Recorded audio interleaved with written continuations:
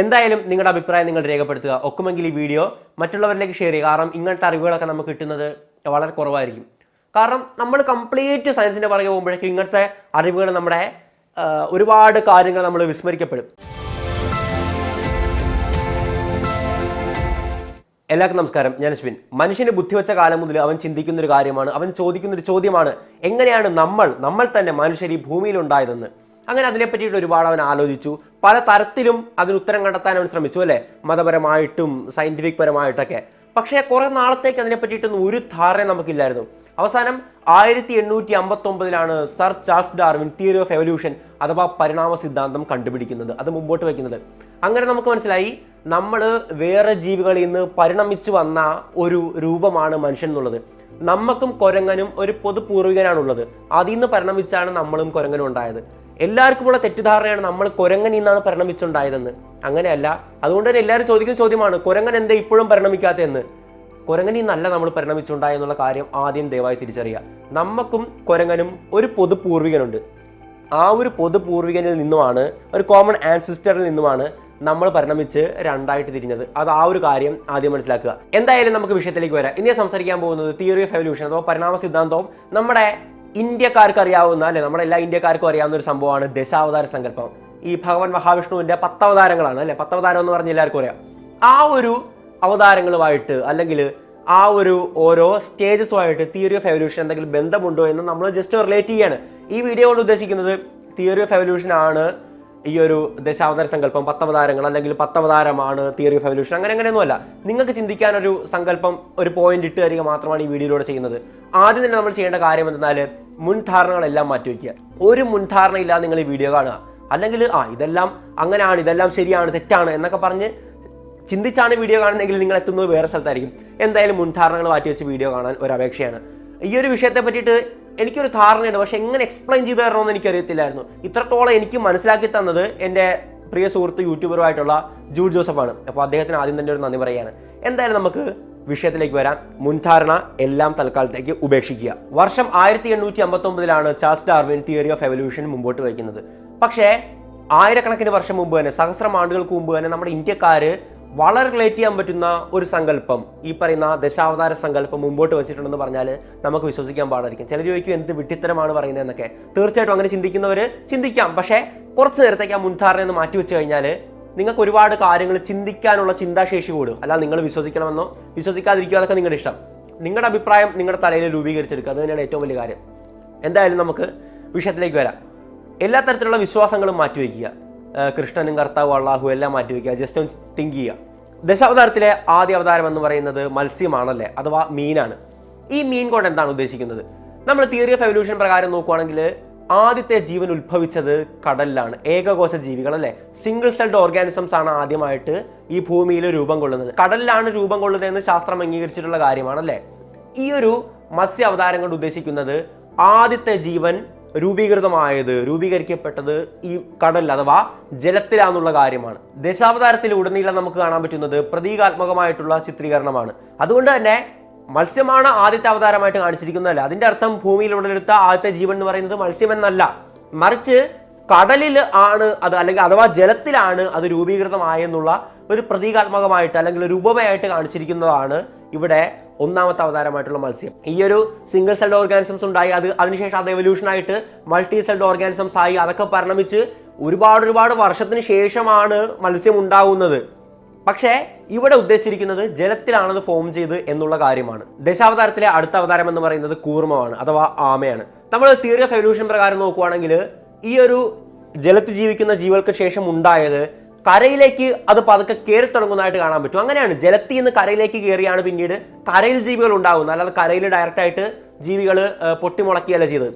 എന്തായാലും ആദ്യമുണ്ടായത് കരയിലേക്ക് കയറാനും തിരിച്ച് വെള്ളത്തിലേക്ക് പോകാനും കഴിയുന്ന ജീവികളാണ്. അതായത് കരയിലും വെള്ളത്തിലുമായിട്ട് ജീവിക്കാൻ കഴിയുന്ന ജീവികളാണ് തിയറി ഓഫ് എവല്യൂഷൻ പ്രകാരം നമുക്ക് കാണാൻ പറ്റുന്നത്. ഇവിടെ എന്താണ് അതിന്റെ പ്രതീകാത്മകമായിട്ട് കൊടുത്തിരിക്കുന്നത്? ആമയാണല്ലേ. ആമയ്ക്ക് കടലിലും ജീവിക്കാം, അഥവാ ജലത്തിലും ജീവിക്കാം, കരയിലും ജീവിക്കാം. രണ്ട് സ്ഥലത്തും ജീവിക്കാൻ പറ്റുന്ന ഒരു ജീവിയാണ്. അതിന്റെ അർത്ഥം എന്ന് പറയുന്നത് ഞാൻ പറഞ്ഞ പോലെ തന്നെ ആമയാണ് ആദ്യമായിട്ട് കരയിലേക്ക് കയറിയ ജീവി എന്നല്ല, അത് വേറെ ജീവികളാണ്. പക്ഷേ ഏറ്റവും നല്ല ഒരു പ്രതീകാത്മകമായിട്ടുള്ള ചിത്രീകരണമായിട്ടാണ് ആമയെ അവിടെ കാണിച്ചിരിക്കുന്നത്. കടലിൽ നിന്ന് കരയിലേക്ക് കയറിയ ജീവികളാണ്. പിന്നീട് തിരിച്ച് കടലിലേക്ക് പോകാനുള്ള ആ ഒരു ശേഷി നഷ്ടപ്പെട്ട് കരയിലേക്ക് മാത്രമായിട്ട് ഒതുങ്ങി കൂടുകയായിരുന്നു അടുത്ത തലമുറയിൽപ്പെട്ട ജീവികൾ. ഈ ഒരു ദശാവതാര തിയറിയിൽ അടുത്ത ജീവിയായിട്ട് കാണിക്കുന്നത് നമ്മൾ പന്നി എന്ന് വിളിക്കും. എന്താണ് അവിടെ ഉദ്ദേശിക്കുന്നതെന്ന് പറഞ്ഞാൽ, ഈ ഒരു കടലിൽ നിന്നും കരയിലേക്ക് കയറുകയാണ്. പതുക്കെ പതുക്കെ കടലിലേക്ക് അഥവാ ജലത്തിലേക്ക്, കടൽ എന്ന് ഉദ്ദേശിക്കുന്ന ജലമാണ് കേട്ടോ, അതിലേക്ക് തിരിച്ചു പോകാനുള്ള അവരുടെ ശേഷി നഷ്ടപ്പെടുകയാണ്. അങ്ങനെ ആ ഒരു കടലിലും അഥവാ വെള്ളത്തിലും കരയിലുമായിട്ട് ജീവിക്കുന്ന ജീവികളിൽ ഒരുപാടെണ്ണം കരയിൽ മാത്രമായിട്ട് ഒതുങ്ങി പോവുകയാണ്. അവരുടെ ചിലപ്പോൾ ശാരീരിക മാറ്റം ഉണ്ടാകാം, മാനസിക മാറ്റം ഉണ്ടാകാം. എന്തായാലും കടലിലേക്ക് തിരിച്ചു പോകുന്ന ജീവികൾ പോകാതെ കരയിൽ തന്നെ തുടരുകയാണ്. നമ്മൾ ഇന്ന് കാണുന്ന മനുഷ്യരില്ലേ, നമ്മൾ കടലിൽ നിന്ന് ഉത്ഭവിച്ചു വന്ന ഒരു ജീവിയാണ്, കടലിൽ നിന്ന് പരിണാമം ചെയ്യപ്പെട്ട വന്നൊരു ജീവിയാണ്. അത് ശാസ്ത്രം അംഗീകരിച്ചിട്ടുള്ള കാര്യമാണ്. എന്തായാലും പിന്നീട് കരയിലേക്ക് ഒതുങ്ങിയപ്പോഴേക്കും പതുക്കെ അന്തരീക്ഷ വായു ശ്വസിക്കാനുള്ള, അത് മാത്രം ശ്വസിക്കാനുള്ള ഒരു സംവിധാനം അവന്റെ ശരീരത്ത്, ഈ പറയുന്ന ജീവിയുടെ ശരീരത്ത് എവല്യൂഷൻ പരമായിട്ട് സംഭവിക്കുകയാണ്, പരിണാമപരമായിട്ട് സംഭവിക്കുകയാണ്. പിന്നെ ഒരു കാര്യം, ഈ ഒരു ചിത്രം വെച്ച് ഒരുപാട് പേര് കളിയാക്കാറുണ്ട്, ഒരുപാട് പേര് ട്രോളാറുണ്ട് അല്ലെ. കടലിൽ നിന്നും ഭൂമിയെ ഉയർത്തിക്കൊണ്ടുവരുന്ന വരാഹാവതാരം, അപ്പൊ പിന്നെ കടൽ എവിടെയാ, ഭൂമിയിലല്ലേ എന്ന് പറഞ്ഞ് ചോദിക്കാറുണ്ട്. തീർച്ചയായിട്ടും നല്ല ചോദ്യമാണ്. പക്ഷേ ഞാൻ പറഞ്ഞ പോലെ തന്നെ ഇവിടെ കംപ്ലീറ്റ് പ്രതീകാത്മകമായിട്ടാണ് കാണിക്കുന്നത്. അതെന്താണ് സൂചിപ്പിക്കുന്നതെന്ന് പറഞ്ഞാൽ, ജലവുമായിട്ട് എല്ലാ ബന്ധങ്ങളും വിട്ട്, അതായത് അതിനു മുമ്പത്തെ ഫേസ് എന്ന് പറയുന്നത് ജലത്തിലും കരയിലും ജീവിക്കുന്ന ജീവിയായിരുന്നു.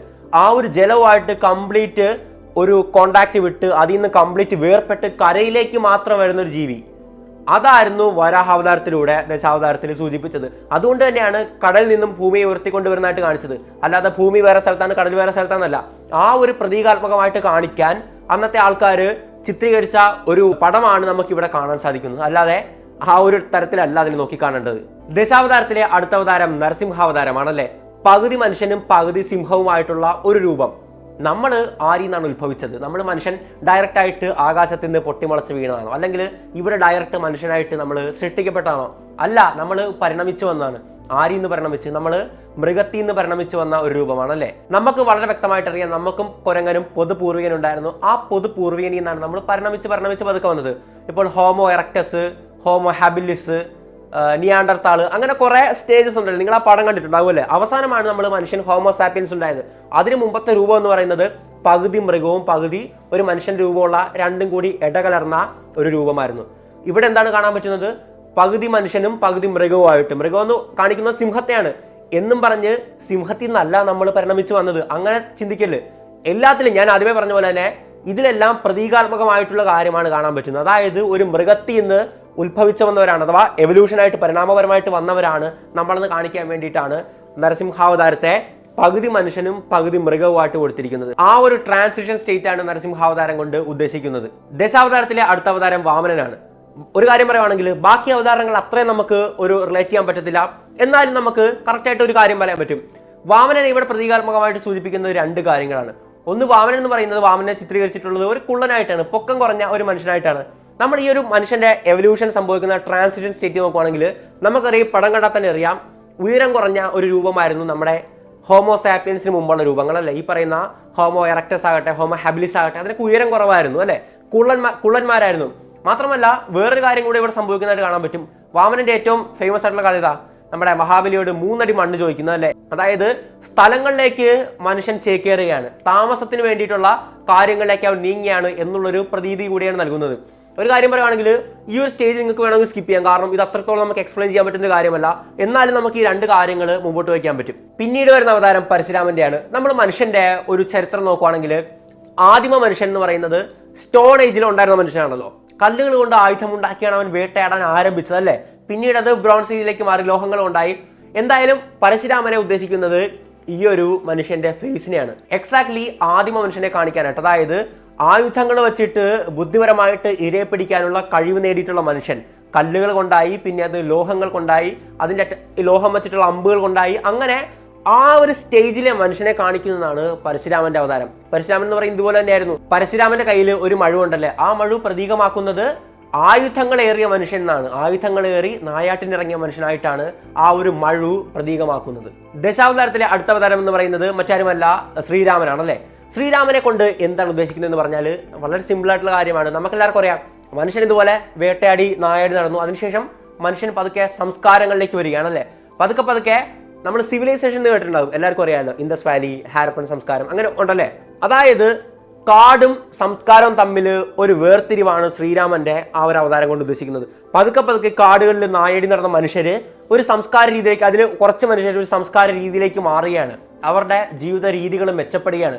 അപ്പോഴും കാടുകളിൽ ഒരുപാട് മനുഷ്യരുണ്ട്, പഴയ പോലെ തന്നെ ജീവിക്കുന്നുണ്ട്. അത് രണ്ടും തമ്മിലുള്ള ഒരു വേർതിരിവുള്ള കാലഘട്ടം, അതാണ് ഭഗവാൻ ശ്രീരാമന്റെ കാലം കൊണ്ട് ദശാവതാരത്തിൽ ഉദ്ദേശിക്കുന്നത്. നമ്മളൊരു കാര്യം മനസ്സിലാക്കേണ്ടത്, മഹാഭാരതത്തില് രാമനെ പറ്റിയിട്ടും ഈ പറയുന്ന രാമായണ കാലഘട്ടത്തെ പറ്റിയിട്ടും ഒരു ചരിത്രമായിട്ടാണ് ചർച്ച ചെയ്യപ്പെടുന്നത്, ഒരു പുരാണമായിട്ടാണ് ചർച്ച ചെയ്യപ്പെടുന്നത്. അതായത് മഹാഭാരതത്തിനൊക്കെ ഒരുപാട് വർഷം മുമ്പാണ് രാമന്റെ കാലഘട്ടം ഉണ്ടായിരുന്നത്. അതാണ് നമ്മൾ മനസ്സിലാക്കേണ്ടത്. ദശാവതാരത്തിലെ അടുത്ത അവതാരം, ഏറ്റവും പ്രധാനപ്പെട്ട, ഏറ്റവും ശ്രേഷ്ഠമായിട്ടുള്ള ഒരവതാരം മറ്റാരുമല്ല, ഭഗവാൻ ശ്രീകൃഷ്ണനാണല്ലേ. എന്താണ് ശ്രീകൃഷ്ണന്റെ അവതാരം കൊണ്ട് ഉദ്ദേശിക്കുന്നത്? അതിനു മുമ്പ് ഒരു കാര്യം പറയുവാണെങ്കിൽ, ഇപ്പോൾ മഹാഭാരതം എടുത്തു കഴിഞ്ഞാൽ ഈ ലോകത്തുള്ള എല്ലാ കാര്യങ്ങളും അതിലുണ്ടെന്നാണ് പറയപ്പെടുന്നത്. ഭഗവത്ഗീത എടുത്തു കഴിഞ്ഞാൽ മനുഷ്യ മനസ്സിന്റെ എല്ലാ തലങ്ങളെ പറ്റിയിട്ടും അതിൻ്റെ അകത്ത് വളരെ വ്യക്തമായിട്ട് വർണ്ണിച്ചിട്ടുണ്ട്. മനുഷ്യന്റെ എല്ലാ ആകുലതകൾക്കും, എല്ലാ ചോദ്യങ്ങൾക്കും, മനസ്സിനെ സംബന്ധിക്കുന്ന എല്ലാ ചോദ്യങ്ങൾക്കും അതിൽ വളരെ വ്യക്തമായിട്ടുള്ള ഉത്തരമുണ്ടെന്നാണ് പറയുന്നത്. ഒരു കാര്യം അറിയാവോ? അതായത് ഇന്റർസ്റ്റെല്ലാർ സിനിമ നമ്മൾ കണ്ടിട്ടില്ല, അതിൻ്റെ അകത്ത് ടൈം ഡയലേഷൻ കാണിക്കും അല്ലേ? ഈ കുറച്ച് നാൾക്ക് മുമ്പ് ഇറങ്ങിയ പടമാണ്. വേറൊരു ഗ്രഹത്തിൽ സ്പീഡിൽ സഞ്ചരിച്ചിട്ട് വരുമ്പോഴേക്കും ഭൂമിയിലുള്ള ആൾക്കാരുമായിട്ട് വയസ്സിന് വ്യത്യാസം ഉണ്ടാകും അല്ലേ? ഈ ഒരു കൂപ്പർ തിരിച്ചു വരുമ്പോഴേക്കും കൂപ്പറിന്റെ മകൾക്ക് കൂപ്പറിനേക്കാൾ ഒരുപാട് വയസ്സ് കൂടുതലായിരിക്കും. അതാണ് ടൈം ഡയലേഷൻ കൊണ്ട് നമ്മൾ ഉദ്ദേശിക്കുന്നത്. ഈ ടൈം ഡയലേഷന്റെ കഥ പോലും നമുക്ക് മഹാഭാരതത്തിൽ കാണാൻ പറ്റും. നിങ്ങൾ ജസ്റ്റ് സെർച്ച് ചെയ്ത് നോക്കിയാൽ മതി. ഞാൻ ആ പേര് ഓർക്കുന്നില്ല, വൈക്കുടുമി അങ്ങനെ എന്തോ ആയിരുന്നു. എന്തായാലും ആ ഒരു ടൈം ഡയലേഷന്റെ കഥകൾ പോലും നമുക്ക് മഹാഭാരതത്തിൽ കാണാൻ പറ്റും. അതുപോലെ തന്നെ ഈ ഭഗവത്ഗീതയിലുള്ളത് കഥകളോ കാര്യങ്ങളോ ഒന്നുമല്ല. അതിൻ്റെ അകത്ത് അമാനുഷികമായിട്ടൊന്നുമില്ല. ഈ പറയുന്ന എന്തെങ്കിലും ആൾക്കാർ പറഞ്ഞു വരുന്ന രംഗം അങ്ങനെയൊന്നുമില്ല. ഒരുപാട് അമാനുഷികതയൊക്കെ മഹാഭാരതത്തിൽ കാണാൻ പറ്റും. പക്ഷേ ഭഗവത്ഗീതയിൽ എന്താണ് ഉള്ളതെന്ന് നോക്കുകയാണെങ്കിൽ രണ്ടുപേര് തമ്മിലുള്ള സംഭാഷണം മാത്രമാണ്. അതിൻ്റെ അകത്ത് വേറെ തരത്തിലുള്ള ഒന്നുമില്ല. രണ്ടുപേര് സംസാരിക്കുന്നു, അത്രയേ ഉള്ളൂ. മനുഷ്യന്റെ വ്യാധികളെ പറ്റിയിട്ടും ആകുലതകളെ പറ്റിയിട്ടൊക്കെയുള്ള ചോദ്യോത്തരങ്ങളാണ് ഭഗവത്ഗീതയിലുള്ളത്. എന്തായാലും കൃഷ്ണന്റെ അവതാരം എന്താണ് സൂചിപ്പിക്കുന്നതെന്ന് പറഞ്ഞാൽ, മനുഷ്യനൊന്നുകൂടെ ഒരു പ്രോഗ്രസീവ് സ്റ്റേജ് ഓഫ് മൈൻഡിൽ ഒന്നുകൂടെ പുരോഗമന ചിന്താഗതിയുള്ള ഒരു മനസ്സിന്റെ ഉടമയായിട്ട് മനുഷ്യൻ മാറുകയാണ് എന്നൊരു കാഴ്ചപ്പാടാണ് ശ്രീകൃഷ്ണന്റെ അവതാരത്തിലൂടെ നൽകുന്നത്. ഏറ്റവും ബെസ്റ്റ് എക്സാമ്പിൾ എന്ന് പറഞ്ഞാൽ ഭഗവത്ഗീതയാണ്. അതിൽ വളരെ പ്രോഗ്രസീവ് ആയിട്ടുള്ള കാര്യങ്ങളല്ലേ, നമുക്ക് ഇന്ന് പോലും ചിന്തിക്കാൻ പറ്റാത്ത അത്രത്തോളം ഡെവലപ്ഡ് ആയിട്ടുള്ള കാര്യങ്ങളാണ് അതിൽ ശ്രീകൃഷ്ണനും അർജുനനും തമ്മിൽ ചർച്ച ചെയ്യുന്നത്. മനുഷ്യൻ ചിന്താശേഷിയിലും അവന്റെ പ്രവർത്തനശേഷിയിലും സഹാനുഭൂതിയിലും കോപത്തിലും എല്ലാത്തിലും ഒരുപാട് മാറ്റം വന്നു. അവൻ വളരെ ചിന്താശേഷിയുള്ള ഒരു മനുഷ്യനായിട്ട് മാറി. അത്രത്തോളം ഒരു നമ്മൾ ഇന്ന് ജീവിക്കുന്ന ഒരു മനുഷ്യനെ പോലെ ആയി മാറി എന്നുള്ളതിൻ്റെ ഏറ്റവും വലിയ പ്രതീകമാണ് ഭഗവാൻ ശ്രീകൃഷ്ണന്റെ അവതാരം. ഒറ്റവാക്കി പറയുവാണെങ്കിൽ ആധുനിക ചിത്ത മനോഭാവ ജീവിത രീതികളിലേക്ക് മനുഷ്യൻ മാറി എന്നുള്ളതിൻ്റെ അടയാളമാണ് ഭഗവാൻ ശ്രീകൃഷ്ണന്റെ അവതാരമായിട്ട് ഇവിടെ കാണിച്ചിരിക്കുന്നത്. ഏറ്റവും നല്ല എക്സാമ്പിൾ എന്ന് പറയുന്നത് ഭഗവത്ഗീതയിലൊക്കെ അവർ തമ്മിലുള്ള ചർച്ചകളും കാര്യങ്ങളൊക്കെയാണ്. അടുത്ത അവതാരം ബലരാമനാണല്ലേ, കയ്യിൽ കലപ്പേന്തിയിട്ടുള്ള ഒരു മനുഷ്യൻ. ഇതുകൊണ്ട് എന്താണ് സൂചിപ്പിക്കുന്നത് നോക്കുവാണെങ്കിൽ മനുഷ്യൻ ആധുനിക കൃഷി രീതികളിലേക്ക് മാറി എന്നുള്ളതാണ്. അപ്പോൾ നമ്മൾ വിചാരിക്കും ഈ പറയുന്ന ഒരുപാട് വർഷം മുമ്പ് കൃഷിയില്ലേ? തീർച്ചയായിട്ടും കൃഷിയുണ്ട്. ഒരു 2000 വർഷം മുമ്പോട്ട് പോയാലുള്ള കൃഷി രീതിയാണോ ഇപ്പോൾ ഉള്ളത്? അല്ല, നമ്മൾ വളരെ അഡ്വാൻസ്ഡ് ആയിട്ടുള്ള കൃഷി രീതികൾ നമ്മൾ പഠിച്ചു, കൃഷി സമ്പ്രദായങ്ങൾ പഠിച്ചു, ഒരുപാട് പുതിയ പുതിയ വിളകൾ നമ്മൾ വിളയിപ്പിച്ചെടുത്തു. ഇന്ന് കേരളത്തിൽ കാണുന്ന പല വിളകളും ഇവിടെ ഉണ്ടായിരുന്നതല്ല, പുറത്തുനിന്ന് വന്നതാണല്ലേ. പുറം നാടുകളിൽ നിന്നും പുറം രാജ്യങ്ങളിൽ നിന്നും വന്ന പല വിളകളാണ് നമ്മൾ ഇന്ന് കേരളത്തിൽ ഇരുന്ന് ഇവിടെ കൃഷി ചെയ്യുന്നതും ഭക്ഷിക്കുന്നതും, ഇന്ത്യയിലായാലും. എന്തായാലും മനുഷ്യൻ ആധുനിക കൃഷി രീതിയിലേക്ക് മാറി എന്നുള്ളതിൻ്റെ അടയാളമാണ് കലപ്പയേന്തിയ ബലരാമനായിട്ട് ഇവിടെ കാണിക്കുന്നത്. ദശാവതാരത്തിലെ അവസാന അവതാരം കൽക്കി. കൽക്കി എന്നൊക്കെ പറയുമ്പോഴേക്കും നമുക്ക് ആദ്യം ഓർമ്മ വരുന്നത് ലോകാവസാനമായിരിക്കും അല്ലേ? പക്ഷേ അതിനു മുമ്പ് ഒരു ചിന്തയുണ്ട്. അതായത് ഇന്ന് നമ്മൾ മനുഷ്യൻ എവിടെയാണ് നിൽക്കുന്നത്? നമ്മൾ മനുഷ്യൻ സ്റ്റോണേജിൽ തുടങ്ങിയതാണല്ലോ ഈ പറയുന്ന നായായിട്ട് നടത്തി അങ്ങനെ ഒരുപാട് വർഷം പതുക്കെ പതുക്കെ പതുക്കെ ഒരുപാട് ഡെവലപ്മെന്റ്സിലൂടെ ഒരുപാട് മാറ്റങ്ങളിലൂടെ ഉണ്ടായ ഒരു അജയ്യനായിട്ടുള്ള ശക്തിയാണ് ഇന്ന് നമ്മൾ കാണുന്ന മനുഷ്യൻ എന്ന് പറയുന്നത്. നമ്മുടെ ആ ഒരു സ്റ്റേജ് എന്ന് പറയുന്നത് ഓൾമോസ്റ്റ് മിഡിലാണ്. ഇനിയും അങ്ങോട്ട് ഒരുപാട് അഡ്വാൻസ്മെന്റ് ചെയ്യാൻ കിടക്കുന്നുണ്ട്. ആ ഒരു മനുഷ്യൻ ഏറ്റവും ആധുനികതയിലെത്തുന്ന, ഏറ്റവും അവസാനം ഉണ്ടാകുന്ന ഒരു ചിന്താശേഷിയും പ്രവർത്തനശേഷിയുമുള്ള മനുഷ്യനുണ്ടല്ലോ, ഞാൻ പറഞ്ഞ മനസ്സിലായി. ഇന്ന് സ്റ്റോൺ ഏജ് ഈ പറയുന്ന ശിലായുഗത്തിലെ മനുഷ്യരുമായിട്ട് നമുക്ക് ഒരുപാട് വ്യത്യാസമുണ്ടല്ലേ. നമ്മൾ മനസ്സിലാക്കേണ്ടത് നമ്മളൊരു പകുതി സ്റ്റേജിലെത്തിയിട്ടുള്ളൂ, അല്ലെങ്കിൽ പകുതിക്ക് മുമ്പുള്ള സ്റ്റേജിലെത്തിയിട്ടുള്ളൂ. ആ ഒരു ആധുനിക മനുഷ്യനുമായിട്ട് നമുക്കിന്ന് ശിലായുഗത്തിലെ മനുഷ്യനുമായിട്ടുണ്ടാകുന്ന വ്യത്യാസം തന്നെ അന്നുള്ളവർക്ക് നമ്മളുമായിട്ടുണ്ടാകും. ഞാൻ പറഞ്ഞ മനസ്സിലായി. അതായത് ഒരുപാട് വർഷം കഴിയുമ്പോൾ ഉള്ള മനുഷ്യൻ എന്ന് പറയുന്നത് ഇന്നത്തെ പോലെ ഒന്നുമല്ല. അവർ നമ്മളെ കാണുന്നത് നമ്മൾ ഇന്ന് ശിലായുഗ മനുഷ്യരെ കാണുന്ന പോലെ ആയിരിക്കും. അന്നുള്ള മനുഷ്യർക്ക് അസാധ്യമായിട്ട് ഒന്നും തന്നെ കാണത്തില്ല. വേറൊരു ഗ്രഹത്തിലേക്കൊക്കെ ഞൊടിയിലേക്ക് സഞ്ചരിക്കാൻ പറ്റും, വേറെ യൂണിവേഴ്സിലേക്ക് സഞ്ചരിക്കാൻ പറ്റും, ടൈം ട്രാവൽ ചെയ്യാൻ പറ്റും, വേണമെങ്കിൽ ഒരു ബ്ലാക്ക് ഹോളിലോട്ട് പോകാൻ പറ്റും. നമുക്കൊരിക്കലും പറയാൻ പറ്റത്തില്ല. നമ്മൾ സയൻസ് പ്രകാരം നോക്കുവാണെങ്കിൽ സയൻസിലൊരു ഹൈപ്പോത്തസിസ് പോലൊരു സംഭവമുണ്ട്. Type 1 civilisation, type 2, type 3, type 4 civilisation എന്ന് പറയുന്ന സംഭവമുണ്ട്. ചിലപ്പോൾ ആ സിവിലൈസേഷൻ പ്രകാരം 4ാമത്തെ ടൈപ്പിൽ മനുഷ്യൻ എത്തിക്കഴിഞ്ഞാൽ വേറെ ലെവലായിരിക്കും. ഈ പറയുന്ന കാര്യം തന്നെയായിരിക്കും അവിടെ സംഭവിക്കാൻ പോകുന്നത്. എന്തായാലും നമ്മൾ പുരാണപരമായിട്ട് നോക്കുവാണെങ്കിൽ 4 യുഗങ്ങളിലൂടെയാണ് നമ്മുടെ പ്രപഞ്ചം സഞ്ചരിച്ചിട്ടുള്ളത്. സത്യയുഗം, ത്രേതായുഗം, ദ്വാപരയുഗം, കലിയുഗം. കലിയുഗത്തിലാണ് നമ്മളിപ്പോൾ ഉള്ളത്.